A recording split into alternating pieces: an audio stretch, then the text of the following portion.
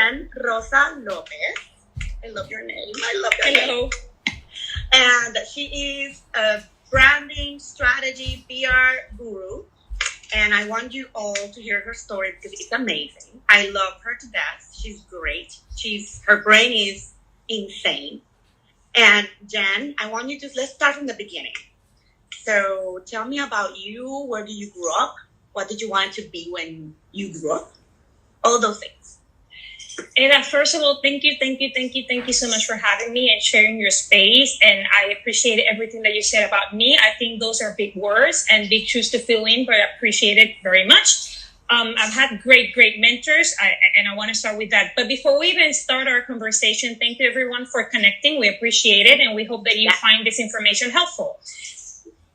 Consideration, please, and full disclaimer, I have a puppy. He's 10 months old and he just woke up from a nap. And Eda has 2 kids. Long are the days where pure perfection, aiming to have a perfect conversation will happen. So bear with us. How did this all happen? I'm not from San Juan. I'm actually from the coast. I'm from Manatí, Puerto Rico. I studied at the University of Puerto Rico. I have a bachelor's degree in journalism with a major in public relations. By the time I was 22, I had already a master's from New York University in performing arts.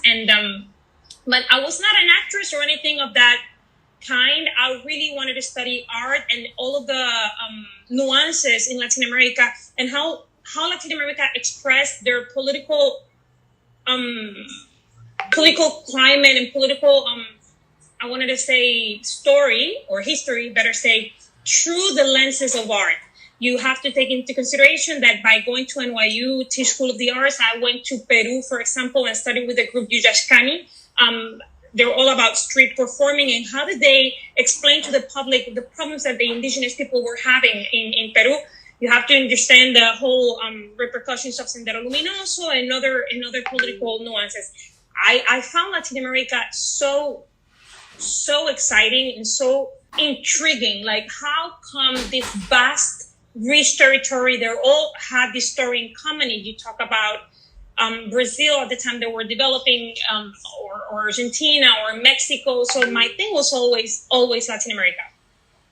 I stayed in New York after I graduated from NYU, and I started working in the People en Español as a reporter, correspondent, funny enough, for fashion and beauty, because you have to take all the opportunities that come along.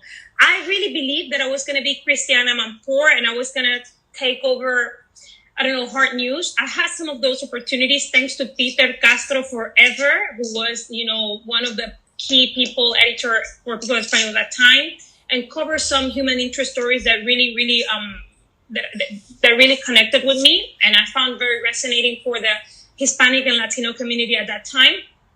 But I continued developing my career and my path in fashion and beauty in particularly. After that, I went to work into politics because I worked in politics and government. Yes, I was a deputy director for communications in San Juan. And after that, the big chance came for MAC Cosmetics in Latin America, especially in Mexico and in Brazil. The position originally was based in New York. I have to thank many people for that role. Catherine Doherty, beautiful mind. Maria Cristina González Noguera, my mentor, and Natalia Zarate, who gave me the opportunity of a lifetime. What happened was that MAC at that moment was expanding, and they were already an established brand in other regions like EMEA, Europe, Middle East, Africa, and India. And then you take APAC, Asia Pacific, and North America, which was the US and Canada. But in Latin America, it was only Mexico and Brazil. What happened 10 years ago, it was that Brazil was becoming a growth engine for not only for MAC, but the entire Estée Lauder companies back in the day. It was growing fast and furiously, and they needed a strategy for that. And also, Mexico was sort of kind of established, but growing as well, and facing a crisis that I helped sort of kind of mitigate at the end. That said, at the end of the day, my job there was to create a team, a foundation, a frame. I was lucky enough to find the most talented people in those markets. I had PRs all over Latin America, and I worked with agencies all over Latin America and brand managers that were incredibly strategic and very intuitive and very purposeful. I mean, I had the best of the best when it comes to mentors, really hardworking people that will roll their sleeves and will work with me on the field. We really were working alongside with marketing and sales and product development to create and to collaborate and to find equity building programs to raise awareness in Latin America for a brand that, again, was brand new. We started with Mexico and Brazil, but it ended up being Panama and Argentina and Colombia and Peru and you name it. It was the ride of a lifetime. And there I was trying to find locally relevant opportunities for my markets, but also trying for the entire world to know what Latin America was about. And many times we became case studies for the entire organization because we will think out of the box, because we were very grassroots and we will have to do it all. And we had very limited, we were under resourced because it was an emerging market. But that meant that we had to be very, very smart in every single decision that we had to make. And it's something I take with me. I mean, about that experience is not only the travels and getting to know people from all over the world, but it was my team that to this day, not only we remain really, really, really close, really good friends, but I'm so proud of each of them that started their own brands. And right now, Laiz has Boni Club and Vic Seridono, and Gaby's working with We'll Grow Latina, and Macarena developed Cote, I mean, and so on and so forth. I'm like beyond proud of that team. I can continue. Maho developed her own agency, and so on and so forth. Eventually, I moved to Puerto Rico because I worked at a startup that was trying to promote Puerto Rico as a tourism destination. We had to develop a whole strategy after Hurricane Maria, rooted in authenticity, rooted in data. There was a lot of research done. My job, again, was to create a different narrative for Puerto Rico, like from devastated after Hurricane Maria to work alongside my partners and my stakeholders to create a new, storytelling for Puerto Rico. What is it that we are, and why do you have to come here? Eventually, we managed to meet our goals and KPIs, key performance indicators, that say that if you come to Puerto Rico, you can see, of course, that lodging obviously increased and visitation increased. And I'm very much proud of that as well. By the time I was there, during my time there, we obtained the #1 places to go at the New York Times places to go. So I'm very happy about that. With the pandemic, things obviously changed. And there were incentives for entrepreneurs to stay in Puerto Rico and create their own path and their own enterprises and their own programs. So I liaised with a good friend of mine, Victoria Sanchez Lincoln. Victoria is a creative director, and I happen to be a strategist and a copywriter. And clients will come to me and small brands will come to me. I had no idea how to be an entrepreneur because, again, I'm Gen X. And Gen X are children of baby boomers. And what we do is we'll work at a company forever and never to make sure that our parents are super proud of us, and then we retire, just as baby boomers did. But along come millennials and Gen Z and they start questioning everything. And these brands built by younger millennials and Gen Z wanted to have not only a traditional approach of PR, but they also wanted to have you have to make sure that our brand resonates with all of these social channels that exist, all of these communities, that we stand for something, that we have a culture embedded from the inception, that we have a storytelling that we can build with Markham strategies that will help us foster loyalty and build equity long term. In Puerto Rico and in other markets, we saw that there was this opportunity because the big agencies will only work with big clients with big budgets. But these smaller brands do have a budget, do have a vision, do have a mission, and do have a goal. And we started building from there. By the time we were together for about a month, Victoria and I, we had 5 retainers. And the rest of history, from swimwear to CBD to Kumiko Skincare, who's Ricky Martin is one of the partners of the brand, to Estee Lauder companies as well, because I still consult with them. I mean, we've been very, very lucky to find and foster relationships with clients that we really believe in, that they really stand for something, and that they really have a voice and listen to the consumer. Today, you cannot be a brand without a voice, without a standing for something, without, having an open culture that believe in something. And that's what I do. I help brands foster and create and build their own purpose-driven culture, and to find their own storytelling, true marcom strategies that will help them foster loyalty and build equity long-term. That's what I do. And it's great. I love that every brand has to have a voice. You have they to do. find that voice before it launch. Really take the internal process as to not only what you want to create, but why, and to who, and all of these questions. But going back to your years at MAC and Sutter, you did a lot of fashion collaborations, right? Many. Can you tell us a few of your favorite ones and what was accomplished for that specific product? Well, first and foremost, yes, we did many, many different collaborations, but not only what people will expect, which is a collection of makeup and product and SKUs with a particular designer, but also platforms that will propel these designers, in international markets. The one that I feel very, very proud of, for example, that I worked from zero to Z, was Pedro Lorenzo. It's like an iconic family in Brazil. He was very young and he was presenting in Paris. And we developed a beautiful, super chic collaboration with him. But one thing that I'm very proud of, back in the day, I worked alongside Brenda Diaz de la Vega. Back in the day, she was the editor-in-chief of Harper's Bazaar.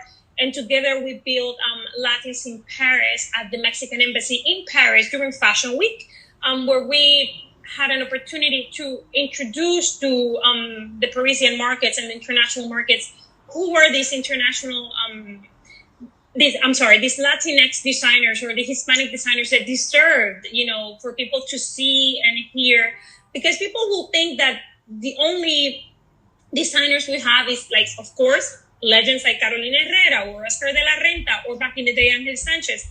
But there's so much talent. When you think about Colombia in particular, when you think about Brazil, it's just incredible. I have to take into consideration Colombia, for example, because I have to say that from all of the markets, they have it together.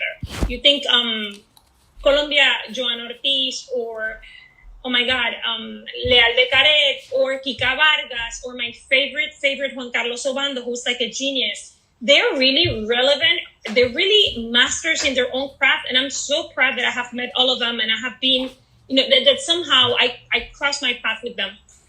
From MAC all over, one of the projects that I feel most proud when I was there was absolutely Giambattista Valli. The most beautiful collection of lipsticks that you'll see ever, Giambattista Valli. We literally closed the Opera Garnier in Paris for that launch. It was absolutely gorgeous, delicate, elegant, as you can imagine what Giambattista Valli could be. But we also did other relevant, locally relevant initiatives that ended up presenting as well in Mexico. We worked with Zach Posen. He came to Mexico for one of my markets to present his collaboration. Jeremy Scott, who I ended up dancing with at his lunch party in Mexico, and he grabbed the microphone from the DJ. It was good times. But yeah, I remember Jeremy in particular. He was the most fun. Zach was so elegant, so nice. But from the things that I have to work with entirely by myself with Lais, my PR from Mexico, from Brazil, Pedro Lorenzo, 100%. All right, so, and when you look back at those years, do you see now that you're working with smaller brands, what difference does it make in the way that strategy and PR and branding is done, between bigger established brands, that are big players in the Paris Fashion Week, for example, versus now smaller brands that are coming out and you're actually helping? Well, a couple things. First of all, I really believe that younger brands, fresh brands, they have very clear ideas of who their consumer is versus traditional, long-stand, bigger brands are trying to understand, these new consumers as they come along. There's a lot of research, there's a lot of surveys. But one thing I have to tell you is that when you work at a big, big, big brand, there are many, many, many cooks in the kitchen. And things take time. And decisions take time. When you have a small brand, you have to make it very quickly. There's no bureaucracy. It's like, okay, we like this. Everyone agrees. Everyone is 100%. KPIs are, met. KPIs are done. Everyone agrees. Let's do it. When you work in a bigger brand, of course, there's much to lose. It's a bigger stake. But that's the main difference that I see. Also, the budget. You have to be much more creative when you're a small brand, and you have to really, really make sure that you utilize, your channels, your presence. You have to really be out there. It has to be a matter of your spokesperson.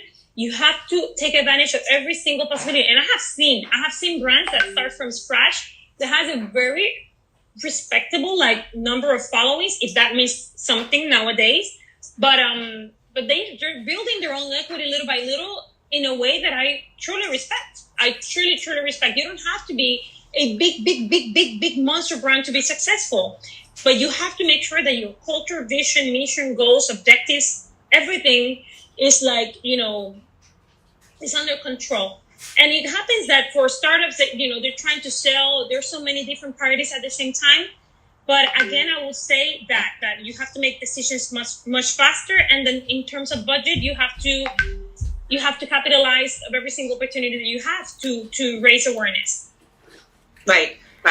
I think I think that I love what you said about. There's this bureaucracy that will just be an impediment, and things will just happen slower with bigger brands than with smaller brands. I think it's super exciting with smaller brands just because of that. Like, you get on a phone call, you set something up, boom, normally it can be done. It's not like, oh, we need to have 5 more meetings and we need to have the approvals of many other people. So I think it's exciting for smaller brands to be able to have this opportunity to get out there. Obviously, social media has changed the game immensely for even creators, not even brands, like people like us that want to be out there in social media and expose themselves and sell their products or their services. So I think that has been just so inspirational, and so it's a new era of creative economy. So I think that's amazing. Talking, and how about when? And if I may add, Ed, I'm so sorry. It's also a risk because a big company has a lot more to lose, obviously, and you have to think. You're thinking about a project right now. Let's say that you want to launch a mascara. I remember the mascara that we built just for the Mexican consumer. It took us about 3 to 4 years to beat, but you have to take into consideration that a bigger brand with equity, a legendary brand, has to think of all the repercussions. I mean, you have to not only do research, but lab tests, but you bring the scientists, bring the derms, for a small brand, it's like, okay, done, hit it. But, there's so much more thought when you work at a big brand, and the fact checking and the research is worth it at the end. I'm not saying that it's not. Every single decision that you make has repercussions. For a small brand, you can allow to make the risk because you don't have time to waste. You don't have time to lose. You don't have, it's a different monster for each of the sides. Yeah. If a smaller brand, what would be your best advice for a small brand that doesn't have the budget? What do you think should be the priority for this brand, apart from their voice and aligning their vision, values, and all those things? What could be the best way to expose themselves to get visibility and awareness in a way that is easy? When it comes to awareness and communication strategy, which is what I do, because we can talk sales and marketing and product development and everything else. I think that first of all, you have to think that you cannot be everything to everyone. You have to concentrate yourself and think, what's my hero products? Why am I here? What problem I'm trying to solve? That's number one. Number two, everything that you consider part of your culture and your vision and your mission, what you stand, has to be built from inception. It's not like, oh, eventually I will think what I want to support. No, when you're a small brand, you have to think of it. It has to be ingrained and embedded since inception. And number three, you have to think about authenticity, and you have to collaborate. Reach out. You cannot afford to be proud and or shy. You have to collaborate. Let's say, Eda, for example, you have about 20,000 people following you right now. You have an established micro influencer, if I might say, micro influencer following, right? And relationships. And let's say that Jennifer here is starting to build a wallet, accessories line. I will reach out to you, Eda. I have 5 followers together with my mom and dad, but do you mind if we talk? If we have some coffee one day and you can tell me, how is it that you made it? Like, what advice you have? Can I be one day, eventually, when I'm more, when I feel like more ready to be in your platform, would you consider me? People want everything very, very fast. It may not happen right now, but it may happen in 6 months from now. You feel like, I have to do it right now. And then you think about it 6 months from now. It's like, now I feel that I'm in a better position to have a conversation online or Instagram Live or anything. But collaborate, think authenticity, find what's your storytelling. What are you trying to solve? What are you making different from the rest? What do you have to offer? But again, everything has to be embedded and ingrained from the get-go. Don't try to imitate anyone. Follow your path. Follow your intuition. And just collaborate. Yeah, I think that's so important. And you can start with, like you said, with your network. You will be surprised how many people you actually can reach with just starting with your own network. I think that's incredible for smaller brands. If you had to pick like your dream brand or designer to work with, who would it be? Oh my God. I have to say, I've already worked with it. I worked with Mac at the peak of the time. It was incredible to be in the same room with Lady Gaga or Rihanna or Patrick Star or Giambattista Valli, or to travel to India, to travel to China, to go to Brazil every month, or to live in Mexico part-time, or to have the best of the teams. So I have to say that I already checkmarked that.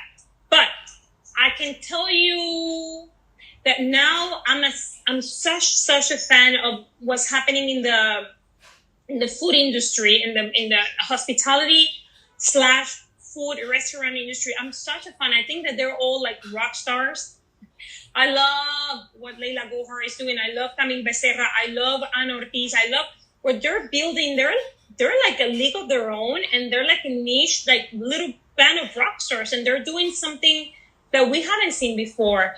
It's not about being Alex Atala in Dome in Brazil and eating ants, which I have done, from the Amazon infused with jasmine, or going to Mexico and eat at Pujol with Enrique Olveira with an interpretation of a taco, which I have done already. No, it's just installations of cheese. It's installations of, of ham. What Leila Gohar is doing is just incredible. And Camille Becerra and her bowls. The simplicity of olive oil cakes that Ana Ortiz makes, and so on and so forth. I'm such a big fan, and I would love to work eventually, with food. I don't know, but maybe because I love to eat. I don't know what it is, but I love this whole like restaurant, hospitality, food, like vertical. Your organic wines. Well, but that's like my retiring plan. I am so grateful that now in Puerto Rico, where I live at the moment, there are so many people raising the bar and finally being, offering natural wines, Scuola de Vino, Hermanos Luca, Pio Pio, El Vino Crudo. A year ago, none of this existed. And I was so depressed because of it, because I only drink natural wine, and that was one of my projects. But now, because I consult, I have no time to follow up with that. When I retire, I hope to be like drinking lots of natural wine in the south of France. That's the goal. That's absolutely the goal. Yeah, I think it's so interesting how these brands are becoming chic and fashionable. I know, absolutely. It's all about, again, what the creative director brings to the table. There's so much value. I will never be able to do everything that I do without Victoria. I can have the best plan, the best information in a deck. If Victoria doesn't put it pretty and ask her thing, and it's just a waste of time. No one sees that. Everyone sees like the bust and the little illustrations and the icons and all of that. It adds so much value. And when you think of a natural wine, it is impossible not to see the labels. you're not supposed to buy a book because you love the cover. You're not supposed to buy wine because of the label, but it's impossible to do when you have natural wine. They're so beautiful. They're so catchy. They're like amazing. They're very artistic. Very artsy. Especially the French. I'm not that I have anything for Italian. I like Italian, but French are on another level.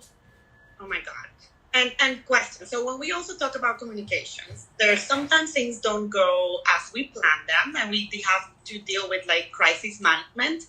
I did a little bit of investor relations when I was at the bank, and I remember those happen quite often. It's kind of like when things don't go as planned. Do you think about a situation that you were able to kind of like, turn the tables on it and fix it, and like could help us kind of see how we can solve some when we encounter those situations? Of course. I'm in my 40s, of course.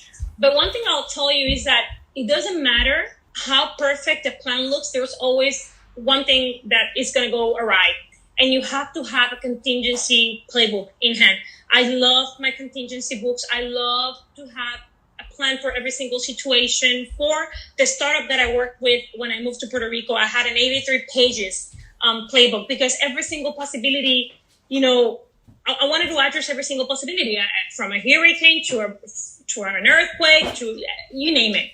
In my professional life, of course, there has been press releases with a small typo, or a collection that sold out in 20 minutes and you have an entire business plan prepared for 3 months. Of course that happens, but you have to think about this way.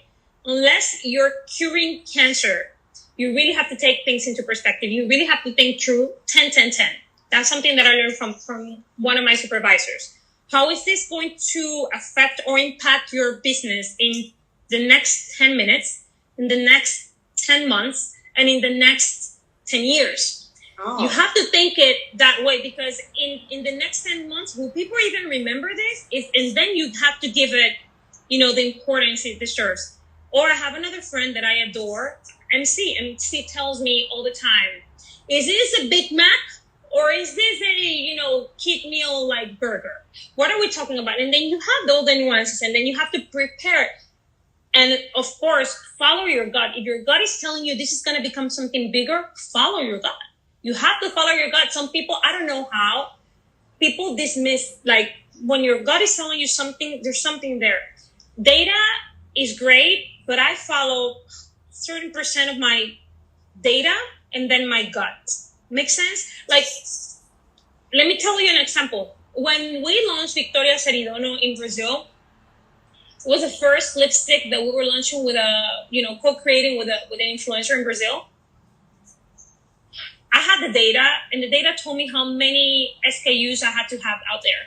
That collaboration sold out, I think, in 15 minutes. There was a huge problem. The huge problem was that I was in Brazil, and there were about 1,000 people waiting for the lipstick outside the store. And we didn't have any lipsticks.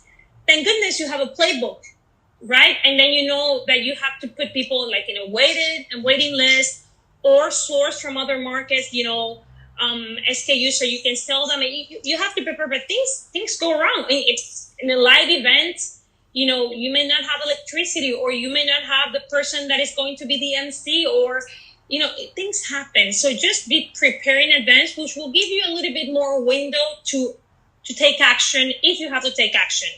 Last advice, when in doubt, don't.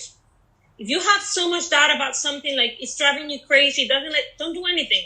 Allow for the problem to provide its own solution. Like, think about it. Think about it, but don't move anything that you think of, because then you're gonna get even more complicated, like the whole situation. I love that. That's all those. I love that 10-10-10 rule. I've never thought about that. It's important, and I think that when we encounter situations like that, we definitely have to, be proactive and responsive. But then sometimes it's just like let things be, and they'll fall into place. Kind of. Absolutely. So I think that's a good. Do you have any other kind of funny stories of any, like your days in Paris, which I can't wait to see you again in Paris. Tell me about it. At work, oh my God, so many. I remember two things in particular. People think it's all fun and glamour, but it's not. You're there to work. Believe me, a company's not paying you to go on vacation in Paris. You're there to work. You're there to supervise a backstage to ensure that in the amount of time that you have, all those models are wearing makeup. All those editors understand the new trends that are coming. They test the new products before Fashion Week, let me go back. Fashion Week for us worked as sort of a platform workshop for editors to tell us and influencers to tell us if this is going to work or not. We will test products in Fashion Week. If it worked in the time that we needed them to work, fabulous.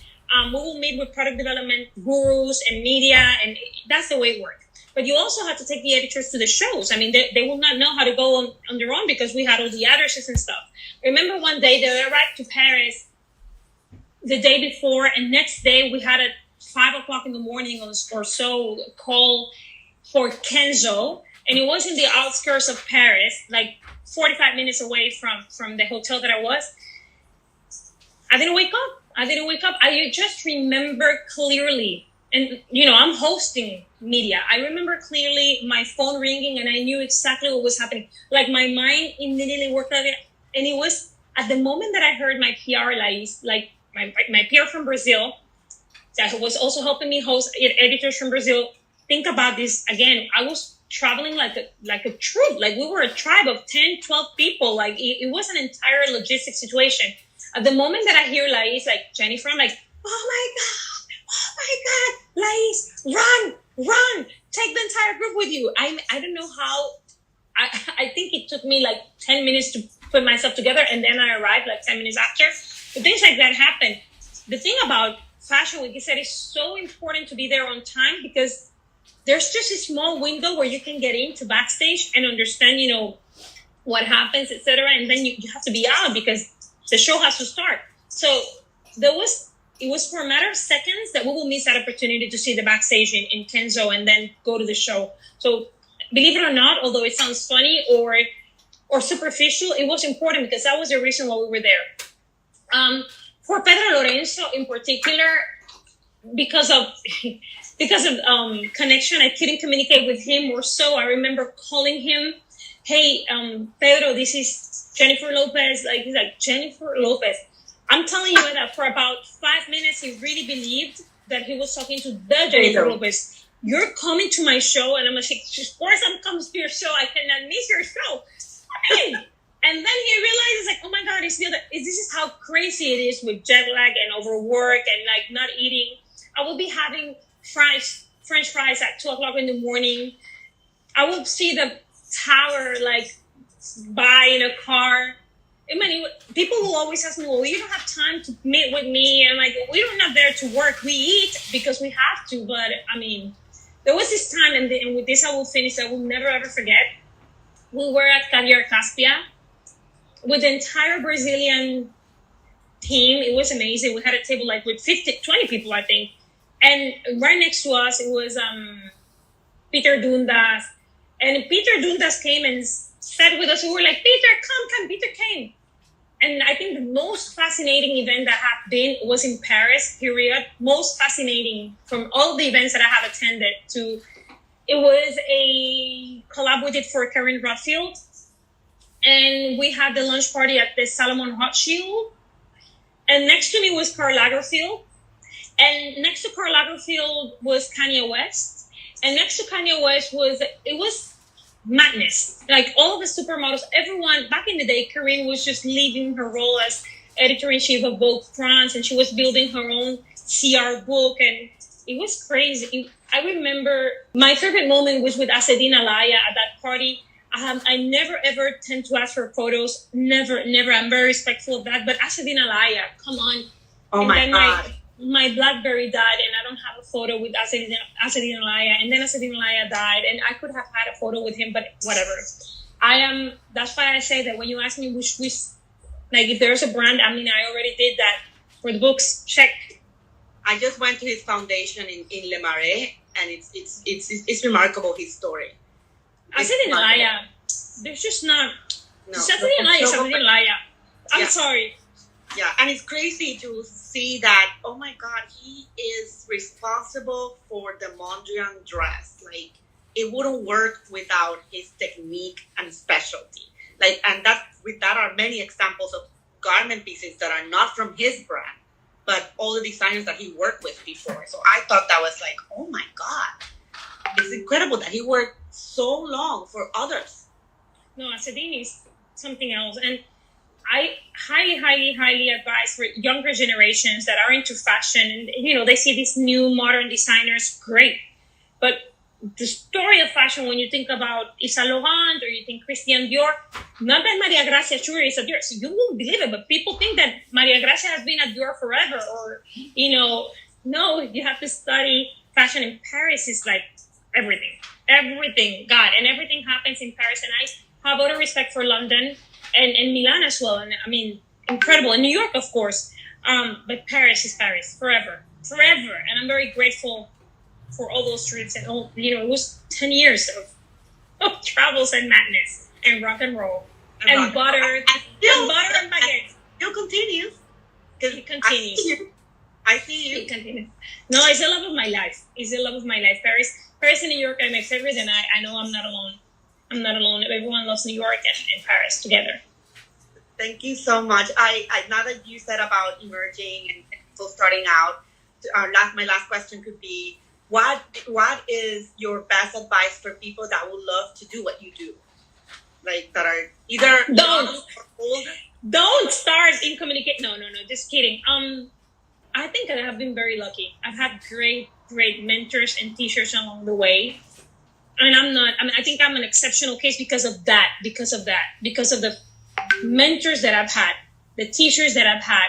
And I'm grateful for that. I really mean it. And the teams that I've had. I think that you have to study a lot and do a lot of hard work.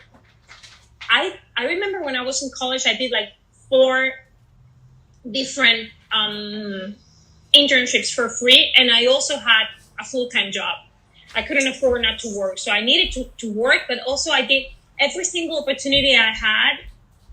I took it for free. I remember my first during college internship, I worked at, back in the day, Angelo Medina was like the biggest production house in Puerto Rico. They carried everyone, but especially Ricky Martin in the 90s. And I talked to Nanette Lamboy and Shirley Rodriguez, who were producers on PRs there.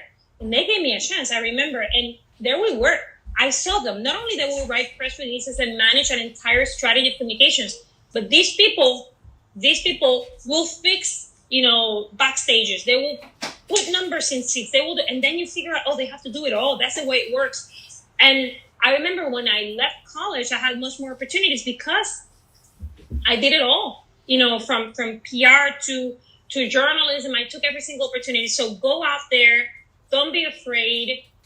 And at the beginning, it may be for free. It might not be ideal, but the experience is incredible. Like, again, collaborate. That's not only for brands, but for people.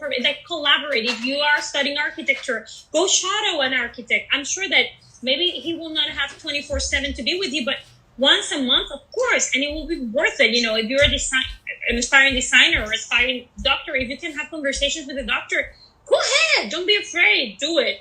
Work hard. Have ethics. Have integrity.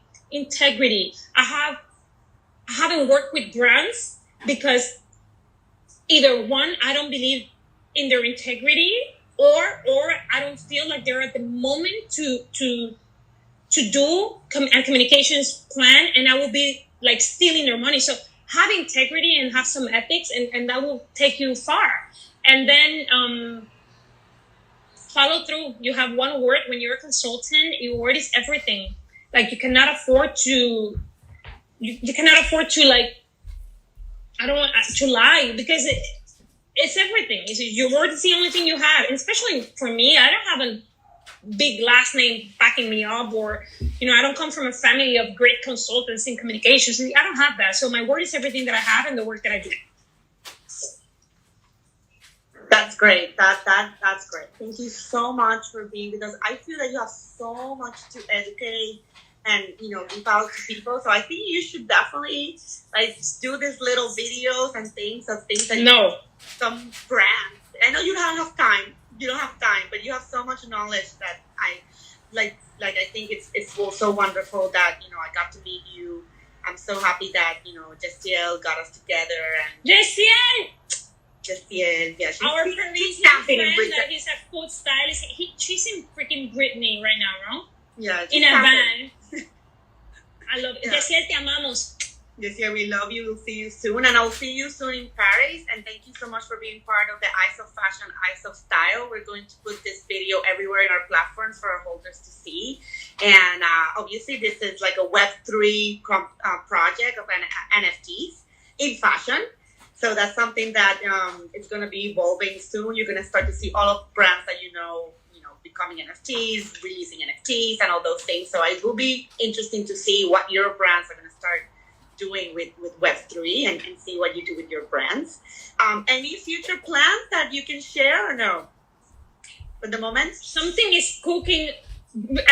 Oh my God, I wish I could say it because I'm very excited, but no, because I don't want to jinx it. But you'll find out. You'll find out very soon. Okay, will everybody first cross. But it's gonna be fun. If that happens, it's gonna be fun. Super fun, super excited for you. We'll be watching you on social media and everywhere else. And I'll see you soon in Paris. Thank you so much, Jen. This has been lovely. Beso. And thank you everyone who connected. Thank you for the patience and thank you for the love. Bye bye.